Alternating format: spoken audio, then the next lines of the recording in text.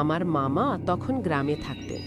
জায়গাটা খুব নির্জন, চারপাশে শুধু গাছপালা আর দূরে একটা পুরনো কবরস্থান। একদিন রাতে প্রায় 2টো বাজে হঠাৎ তার ফোন বেজে উঠল। মামা প্রথমে ভেবেছিল কেউ হয়তো ভুল করে কল দিয়েছে, কিন্তু স্ক্রিনে যে নামটা দেখালো সেটা দেখে তার বুক কেঁপে উঠল।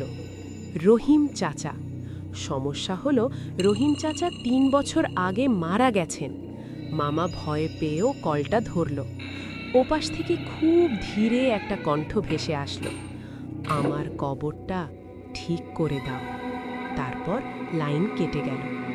পরের দিন সকালে মামা সাহস করে কবরস্থানে গেল। গিয়ে দেখে রহিম চাচার কবরটা সত্যিই ভেঙে গেছে, মাটি ধসে পড়েছে। মামা আর দেরি না করে কবরটা ঠিক করিয়ে দেয়। কিন্তু আসল ভয়টা তখনও বাকি ছিল। সেই রাতেই আবার ফোন আসে, একই নাম। মামা এবার কাঁপতে কাঁপতে ফোন ধরে। ওপাশ থেকে এবার পরিষ্কার একটা কথা শোনা গেল, ধন্যবাদ, এখন আমি শান্তিতে আছি।